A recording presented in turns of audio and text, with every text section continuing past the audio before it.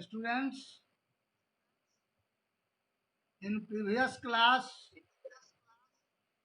we studied about the cultivation of rice. Today we will see about maize and pulses. Maize, you know that maize. It is a kharif crop in some state like Bihar. Maize is grown in Rabi season also. It is the food crop as well as it is used as a fooder. Student जो Hindi medium के हैं वह ध्यान से सुने। इसके बाद फिर इंग्लिश मीडियम के लिए एक बार बोलूँगा। जो मेज भारत में सीरियल के रूप में, खाद्यान्न के रूप में इसका उपयोग होता है। और यह फसल जो है, जो दो प्रकार की फसलें की चर्चा मैंने विगत क्लास में की थी, खरीफ और रबी जायद, तो यह खरीफ और रबी इन दोनों की चर्चा विस्तृत में मैंने की थी। तो मेज खरीफ फसल है, लेकिन भारत में वी कैन नॉट से the climate of India but climates of India. हम भारत के जलवायु के संबंध में नहीं कर सकते, जलवायु के संबंध में बता सकते हैं।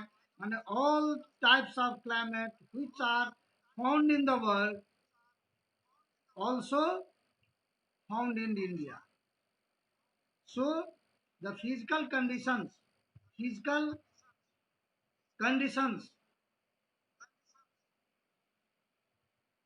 इतना सिमिलर है किसके लिए, मेज के प्रोडक्शन के लिए। कुछ एरिया में यह रबी फसल के रूप में भी इसीलिए उगाया जाता है कि वहाँ उस तरह की सुटेबल क्लाइमेट उसको मिल जाए। लेकिन यदि एग्जामिनेशन में यह पूछता है या खरीफ है या रबी है, तो हमें लिखना पड़ेगा यह खरीफ क्रॉप है। एक्सेप्शनल है कुछ स्टेट में जहाँ पर यह रबी फसल रबी के समय में भी उगाया जाता है। साथ ही साथ इसमें हम क्या देखते हैं, यह फूड क्रॉप तो है, यह फूडर भी है। मैं एक एग्जांपल देता हूँ। अपने यहाँ तो लोग फूड क्रॉप के रूप में इंडिया में Indian farmer and Indian people use या consume as a food crop, but in USA people या citizen of USA do not consume as a crop, as a food crop. वहाँ पर sugar होता है, शुगर समझते हो, pig को fodder के रूप में, माने मेज को फूडर के रूप में वहाँ यूज करते हैं। और जब शुगर मोटा तगड़ा हो जाता है तो उसके मांस को वहाँ के लोग खाते हैं। डायरेक्ट मेज को वहाँ कोई नहीं खाता। वहाँ माने people of USA used as a fooder of maize, but they do not use direct, way direct use नहीं करते हैं फूड ग्रेन के रूप में, उसको या फूडर के रूप में उपयोग करते हैं। इंडिया में दोनों रूप में यह यूज होता है। It is food crop as well as it is use as a fodder crop. अब इसको सभी बच्चे इसको देख रहे हैं।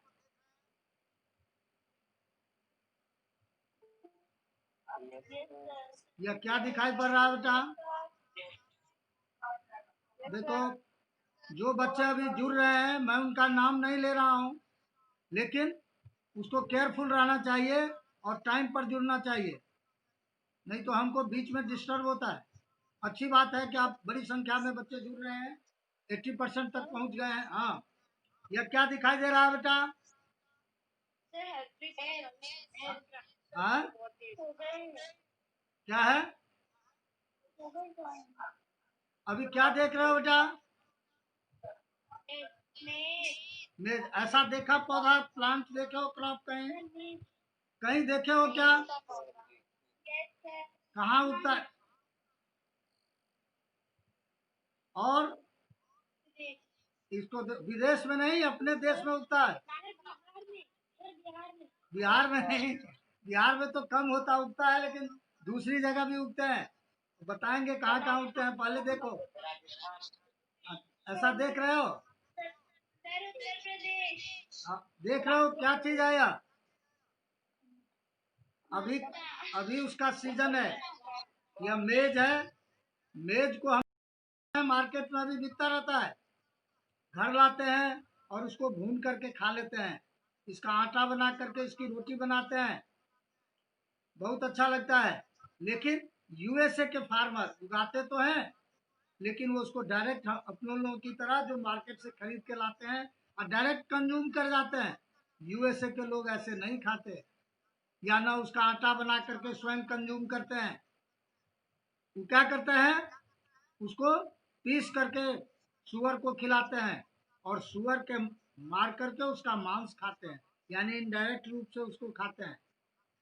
शुगर जो है, पिग जो है, इसके आटा पर बहुत ही अधिक पलते हैं, बढ़ते हैं, मजबूत हो जाते हैं। उसका वजन बहुत, जब मांस बड़ी तेजी से उसके शरीर में बढ़ता है, तो लोग क्या करते हैं, यूएसए के लोग इसको फूडर के रूप में यूज करते हैं। और भारत में भी कुछ हिस्सों में फूडर के रूप में इसका यूज होता है। तो देखो, हाँ क्या कर रहे हो? इंडिया में सब जगह फूडर के रूप में पशुओं को लोग खिलाते हैं इसका। जिन जिन स्टेट में उगता है ना, वहाँ लोग पशुओं को खिलाते हैं दुधारू milk animal. Farmer used fodder for milk animal. दुधारू पशु जो दूध देते हैं, गाय। अब जो गाय दूध नहीं देती है, भैंस दूध नहीं देती, उसको थोड़ी खिलाएगा। लेकिन जो दुधारू पशु है, मिल्क एनिमल है, जो दूध देने वाली पशु होते हैं, उसको लोग खिलाते हैं भारत में भी।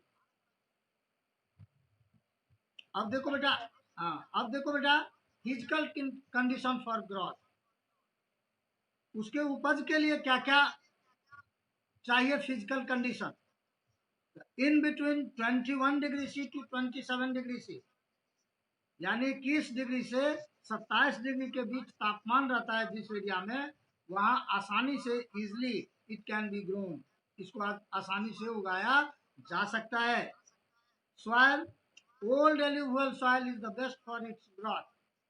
Old alluvial soil means there is a two types of alluvial soil, Bangar and Khadar. Old alluvial soil is called Bangar and new alluvial soil is called Khadar. Here, for the growth of the, for the maximum growth of the maize, old alluvial soil is used. हाँ बताओ, हाँ बताओ बताओ, हाँ किसका?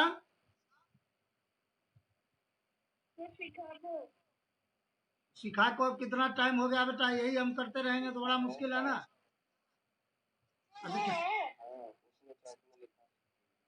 Chat में लिखा नहीं तो आज तो करता हूँ बेटा, जो जिस पर जो ही यहाँ एक आवाज होती है मैं तुरंत उसको ऐड करता हूँ, ऐड हो गई होगी। क्योंकि सभी बच्चे पहले चैट बॉक्स में लिख दिए हैं तो अच्छी बात है, जो नहीं लिखे हैं लिखें और ढंग से सुने। पहले सभी अपना अपना माइक बंद करके पहले सुने पहले मैं क्या बता रहा हूँ। अब देखो बेटा, अब rainfall, moderate rainfall is needed.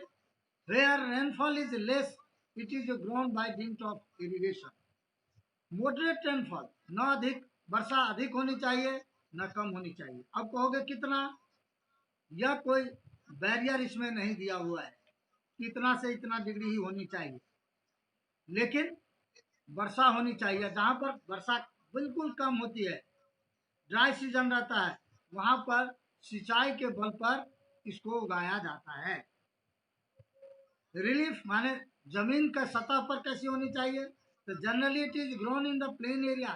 Plain area में भी ही उगाया जाता है, चूंकि एलुवियल सॉइल जनरली प्लेन होते हैं, प्लेन एरिया में ही होते हैं, और बहुत कम होते हैं जो माउंटेनस, हिली ट्रैक और प्लेटो रीजन में होते हैं. But in some states, mountainous as well as hilly track areas is also, और plateau areas is also grown. Plateau area में भी इसको उगाया जाता है. माउंटेनस एरिया है, वहाँ भी उगाया जाता है, बशर्ते वहाँ टेम्परेचर 21 डिग्री सी से 27 डिग्री सी के बीच हो. तो यह हमारा फिजिकल कंडीशन है. देखो बेटा, यह पूछता है, इस बार भी 1 नंबर का क्वेश्चन पूछा था जिसमें लिखा हुआ था कि टेम्परेचर कितना से कितना डिग्री होना चाहिए. तो तुमको जहाँ पर एनसीईआरटी के बुक में बिल्कुल स्पेसिफाइड दिया हुआ है टेम्परेचर, चाहे रेनफॉल चाहे प्लेन सॉइल के बारे में, वहाँ बिल्कुल उसको रट जाना चाहिए, उससे आगे पीछे नहीं जाना चाहिए, नहीं तो 1 मार्क क्वेश्चन तुमको छूट जाएगा. वहाँ अपनी मर्जी से नहीं लिखा हुआ. हाँ सर, इस बार बोर्ड का पेपर हुआ था क्या एसएसटी का? बिल्कुल हुआ था. सभी क्वेश्चन को मैं बोर्ड का तीनों सेट का क्वेश्चन मेरे पास है, मैं जांच रहा था और एएचई का भी काम कर रहा था. सारी हमको जानकारी है. मैं तुमको क्या करूँगा, सारे क्वेश्चन को डील करूँगा. यहाँ पहले तो सिलेबस तुम खत्म होने दो, इसको सबको डील करेंगे. सिलेबस तुम्हारा कम हो गया है, इसलिए भेज देना. क्लासरूम पर तो भेजना अभी व्हाट्सएप पे भेज. हम, ठीक है बेटा भेजेंगे, लेकिन इसको हमको discuss, we will discuss in the classroom also. समझ रहे हो ना बेटे, यस सर.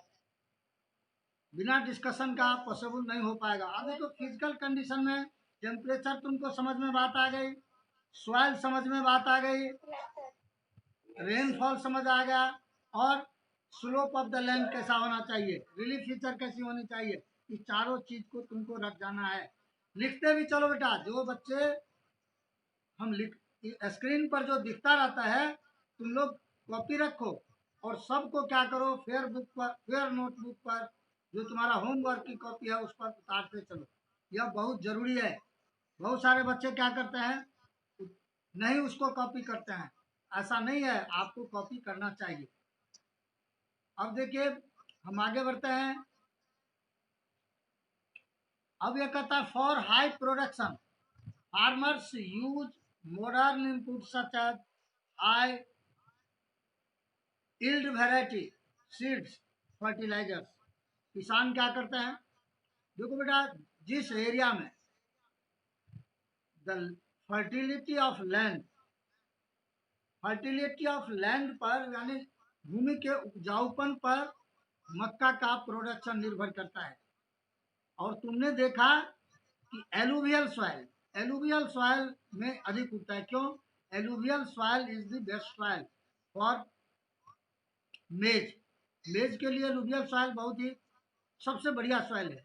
वैसे डिफरेंट सॉइल में भी, विभिन्न तरह के सॉइल में भी इसका उत्पादन होता है, लेकिन एलुवियल सॉइल, और खास करके जो बांगर है, बांगर मतलब ओल्ड एलुवियल सॉइल, वर्तमान समय में माने पास्ट में बहुत पहले बाढ़ आती थी और नदियों द्वारा मिट्टी को क्या किया जाता था, लो लैंड में बिछा दिया जाता था, जिससे प्लेन का निर्माण हुआ. तो वहाँ जो मिट्टी बनी हुई है, एलुवियल सॉइल है, वह कहलाएगा बांगर. और बांगर भूमि को ही हम ओल्ड एलुवियल सॉइल कहते हैं. एक तो वहाँ ओल्ड सेल्युलर फर्टिलिटी वहाँ है, तो वहाँ भी उगता है. और यदि और अधिक प्रोडक्शन हमको चाहिए तो उसमें क्या करते हैं, हम फर्टिलाइजर डालते हैं. Farmers use fertiliser for high production, है ना, लार्ज प्रोडक्शन, बड़े पैमाने पर लार्ज स्केल प्रोडक्शन के लिए क्या करते हैं, फर्टिलाइजर को डालते हैं. और सीड जो है, जो आजकल भारत में बहुत सारे एग्रीकल्चर कॉलेज हैं, वहाँ साइंटिस्ट लोग बैठते हैं और बीज को, नए नए बीज को इंट्रोड्यूस करते रहते हैं. तो high variety, high yield variety जो है, वैसे सीड का यूज किसान आजकल करने लगे हैं. और बड़े बड़े जो मक्का मक्का की जो बाली आती है, जो उसको हम लोग मार्केट में खरीदते हैं, मार्केट से देखते हो कितना रहता है, कितना बड़ा बड़ा होता है। तो इस टाइप का आजकल बड़े पैमाने पर प्रोडक्शन के लिए HYV सीड्स का भी उपयोग करते हैं, फर्टिलाइजर का। और जनरली फार्मर क्या करते हैं, ट्रैक्टर का। Modern agricultural instruments are also used in it. मिट्टी पलटने के, डिफरेंट पलटने के जो मशीन आजकल आ गई है, उससे भी प्रोडक्शन, उससे भी मिट्टी पलटने का काम अधिक होता है, जिससे कि प्रोडक्शन को बढ़ाया जा सके। अब है मेजर मेज प्रोडक्शन स्टेट्स आर। देखो कर्नाटका, कर्नाटका में कभी जाओगे बंगलोर में बेटा, तो तुमको ना अधिक ठंडा लगेगा और ना अधिक वहाँ गर्मी लगती है, बहुत शानदार मौसम रहता है। हमने क्या लिखा था, 21 degree to 27 degree temperature is needed for its maximum production. तो मैक्सिमम प्रोडक्शन का मतलब ideal condition for the growth of the page, है ना। Ideal condition for the growth of the maize is 21 degree C to 27 degree C. तो यह कर्नाटका में है। बंगलोर जब यहाँ के बच्चे नौकरी, इंजीनियरिंग पढ़ने या वैसे भी नौकरी करने के लिए हाईटेक सिटी है, वहाँ जाते हैं IT सेक्टर में। वहाँ का मैं भी कई बार जाता हूँ, बड़ा अच्छा आनंद आता है, बहुत अच्छा मौसम है। गर्मी में चले जाओ तब, ठंडा में चले जाओ, सर्दी में चले जाओ, सारी सीजन के लिए हुआ। Uttar Pradesh, Bihar, Andhra Pradesh, Telangana and Madhya Pradesh are the major producer states. ये लोग ये जो है स्टेट्स, वह मेजर प्रोड्यूसर हैं। अब देखो बेटा, आगे चलते हैं हम। यह तो हो गया हम लोग। अब एकमात्र, अब लास्ट जो है, जो हम पढ़ाने जा रहे हैं खाद्यान्न में, अब पल्सेस जो है दाल, उसको, यह लास्ट है। देखो बेटा, इसको पढ़ाने से पहले मैं तुमको कुछ चित्र दिखाता हूँ, तब तुमको अंदाजा लगेगा और तब इसको हम एक्सप्लेन करेंगे। देखो इस टाइप का अरहर, जिसको तूर कहते हैं, अरहर भी कहते हैं और तूर भी कहते हैं। इसका पौधा मैं समझता हूँ जो शहर में रहने वाले बच्चे हैं वह नहीं देखता होगा। दिखाई दे रहा है, रुद्राक्ष दिखाई दे रहा है तुमको पौधा। इस टाइप के पौधे होते हैं बेटा, और इसको ट्रांसप्लांट नहीं किया जाता, इसको broadcasting method, farmers broadcast the seeds in the field. Farmer क्या करते हैं, ब्रॉडकास्ट कर देते हैं, छिटका विधि से छीट देते हैं खेत में, और अपने आप ही पनपता है। और तब किस तरह की दाल मिलते हैं, वी परचेज अरहर पल्स फ्रॉम द मार्केट। देखते हो राइट साइड में क्या दिया हुआ है, दाल का जो अंतिम जो लेटेस्ट प्रोडक्ट है वह यह ऐसा होता है, लेकिन शुरू में देखते हो यह इस टाइप का होता है। अब नेक्स्ट, अब देखो इसको दिखाता हूं। अब देखो बेटा, जो राइट साइड में जो तुम देख रहे हो, जिसका हम लोग यूज करते हैं घर में, उससे पहले इसका रूप कैसा होता है, कैसा होता है देखो। इसमें देख रहे हो कुछ बीच बीच में, हाँ, इस टाइप का वो लग जाता है फल, उसमें फ्रूट लगते हैं। और उसको क्या किया जाता है, जब यह इसको हार्वेस्ट कर लेते हैं, हार्वेस्ट करने के बाद इसमें से तब दाने निकलते हैं, और दाना निकलने के बाद तब इस तरह का बन जाता है दाल, खाने लायक। समझ रहे हो? हाँ, टाइम लगता है, 6 मंथ लग जाते हैं बेटा इसमें। इस रूप से जो तुम्हारे स्क्रीन पर दिखाई दे रहा है, इसको इस रूप में आने में और फिर दाल बनने में 5 to 6 मंथ का समय लगता है ना। और अरहर क्या है, यह रबी फसल है। किस महीना में काटे जाते हैं, मार्च अप्रैल के महीने में इसको काटा जाता है, और जाड़े के समय में इसको बो दिया जाता है। अब देखो अब क्या है, तो कौन से समय में? देखो यह रवि क्रॉप है। अब देखो कोई लोग तो नवंबर में बो देता है बेटा, कोई अक्टूबर में बोता है, लेकिन जाड़े के समय में winters farmer show the seeds in the field in winter season and reefs in the summer season, और समर सीजन में इसको काट लेते हैं, harvest in the summer season. अब आगे बढ़ते हैं बेटा। अब देखो ये क्या है,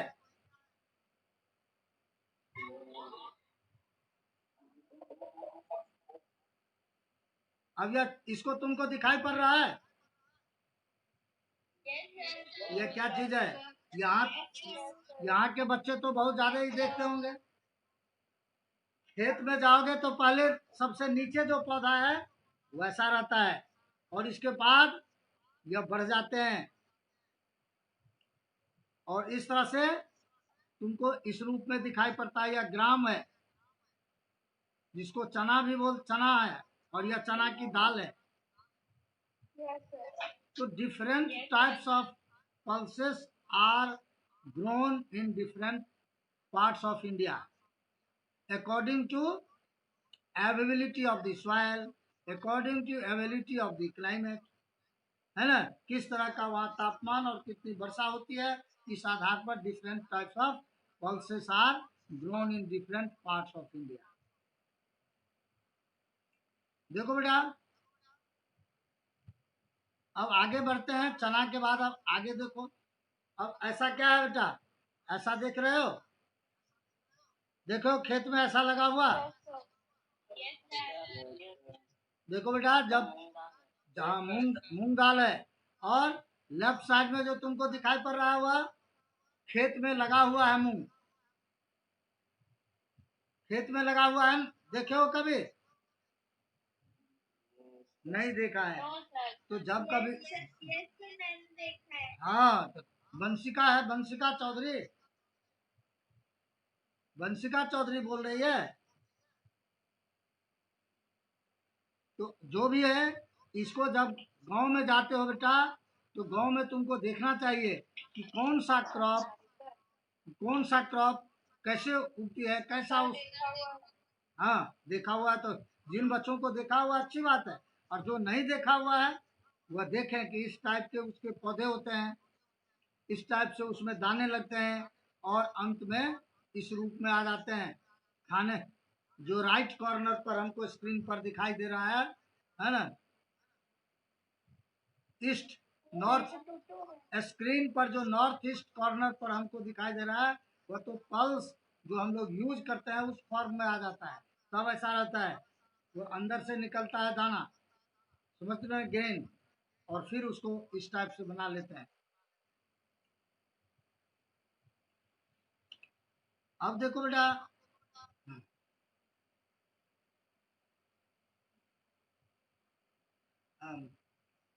अब यह क्या देखो, अब यह इसको तुम ध्यान से देखो, देख रहे हो Yes, sir.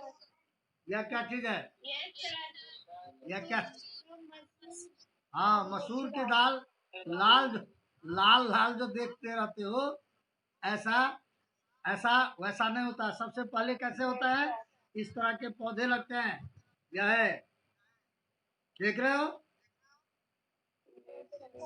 और कुछ दिन के बाद उसमें राइट साइड लेफ्ट साइड में देखो, इस तरह के उसमें दाने लग जाते हैं बेटा, और इसको जो दाने लगे हुए हैं उसको ऊपर में देखो, इस टाइप का रॉ निकलता है, और ऊपर से जो उसका स्किन रहता है, छिलका रहता है, उसको निकाल देते हैं, तो इस टाइप का दिखाई पड़ता है, जिसको हम लोग कंज्यूम करते हैं, खाते हैं। यह क्या है, यह मसूर के दाल है। अब देखो बेटा, अब एक बच्चे, रुक जाओ बेटा, अभी तो कुछ बच्चे आने लगते हैं। कौन है भाई? लक्ष्य शर्मा जी, अब टाइम पर जुड़िए लक्ष्य शर्मा जी, अब जुड़ते नहीं है तो बड़ा मुश्किल है। अब देखिए बेटा, यह है पीज, आप देखिए, आप जो बाजार से खरीद करके लाते हैं, खरीद करके लाते हैं ना, यह क्या है, मटर है। देख रहे हैं कैसे फलता है। हाँ, मटर इस तरह के पौधे देखे हैं। इस हाँ, बहुत अच्छी बात है। जो बच्चा देखा है, जो नहीं देखा है वह देख लें इसके पौधे कैसे होते हैं। और इसके बाद तो अभी जो हम लोग मटर ले आते हैं उसको तो वैसे ही हम लोग सब्जी के रूप में यूज कर लेते हैं मटर को, लेकिन वह जब सूख जाता है तब देखते हो राइट साइड में नॉर्थ ईस्ट कॉर्नर पर तुमको जो दिखाई पड़ रहा है उसका वह ड्राई ड्राई होने के आफ्टर ड्राइंग, सूखने के बाद जो ऐसा हो जाता है। और इससे भी हम लोग पल्स दाल बना लेते हैं।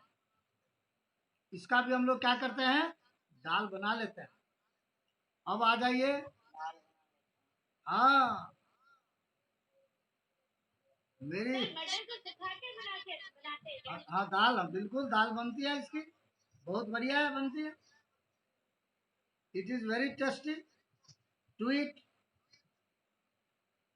अब देखो ये क्या सब दे दिया है, different types of pulses grown in different parts of India. एक जगह नहीं, डिफरेंट पार्ट्स में यह पल्सेस जो तुमको दिखाई पड़ रहा है ऐसा तुम मार्केट से खरीद करके लाते हो। हैं so we should gain the knowledge of plants also. हम लोग पौधे के बारे में भी हम लोगों को नॉलेज होना चाहिए, यह किस तरह की दाल होती है और कैसे होते हैं। अब हम चलते हैं इसके अन्य बातों पर जिसको हमको पढ़ाना भी है। अब तो इतना दिखा दिए हम तुमको, अब आ जाओ क्या है। देखो बेटा, पल्स के मामला में भारत दुनिया का सबसे अधिक पल्स का प्रोडक्शन भी करता है और पल्स को कंज्यूम भी करता है। तो India is the largest producer as well as consumer of pulse in the world. भक्ष्य भी कहा जाता है, भक्षण कर जाता है भारत के लोग, और उसको उगाता भी बहुत है, यानी खा भी लेता है, दुनिया में सबसे अधिक उपयोग भी करता है, कंज्यूम भी करता है, भक्ष कर लेता है। भक्ष मतलब समझते हो ना, भक्षण मतलब खाना। हाँ, हाँ खा लेते हैं लोग सब, उगा लेते हैं और फिर खाते भी हैं उसको। दुनिया में सबसे अधिक उगाते हैं और सबसे अधिक खाते भी है दाल को। इसमें है क्या, जो जो आदमी मांस मछली नहीं खाता है तो वैसे लोगों के लिए सबसे अधिक प्रोटीन इसमें पाया जाता है। These are the major source of protein in a vegetarian diet. Vegetarian diet के लिए जो लोग मांस मछली नहीं खाते हैं उसको हम बोलते हैं वेजिटेरियन। तो वेजिटेरियन डाइट, वेजिटेरियन भोजन के लिए यह तो बहुत ही बढ़िया इसमें प्रोटीन मिलता है। Major pulse that are grown in India are तूर।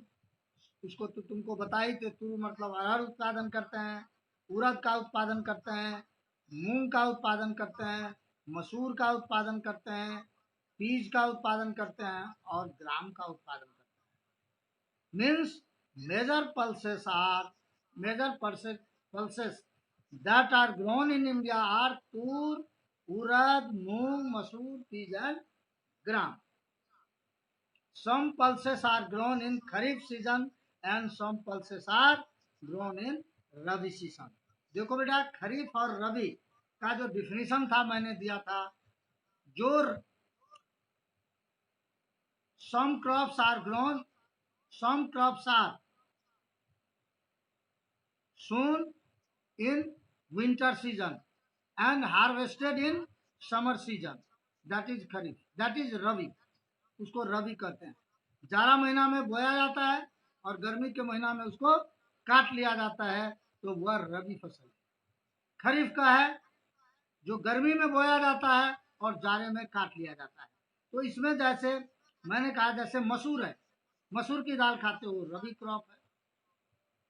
और उड़द की दाल है, उड़द जो है वह उड़द खरीफ है। तो कुछ इसमें खरीफ भी है और कुछ उसमें रबी भी है। तो तुमको समझ के लिखना पड़ेगा कि कौन सा। कभी कभी दे देता है दाल के वाला बेटा, तो इसको बड़ी सावधानी से यू हैव टू रिमेम्बर मैन्युटली एकदम दिमाग से याद रखना पड़ेगा, है ना। सीरियसली तुमको देखना पड़ेगा कि कौन सा रबी पल्स है और कौन सा खरीफ खरीफ है, यह दोनों में आता है।